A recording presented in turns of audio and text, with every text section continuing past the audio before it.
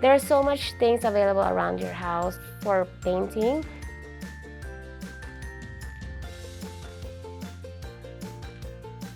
You can actually use a coffee filter, and all you need are just some markers and a spray bottle with water.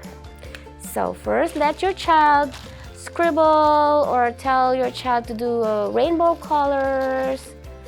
And this is also good for fine motor skills development because their finger muscles are going to be strengthened.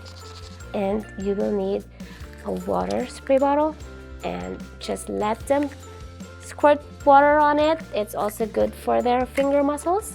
Ask your children open-ended questions. What's happening? What colors are mixing? And watch the magic. When it dries, it's really beautiful. Now I would share with you painting with a plastic bottle. The bottom of it is actually corrugated, if you will. It's shape of a flower. So all you have to do is just do it like this and stamp it on the paper. You can do another color. There you go. And then let your child draw lines. Make a garden of beautiful flowers. Ta-da!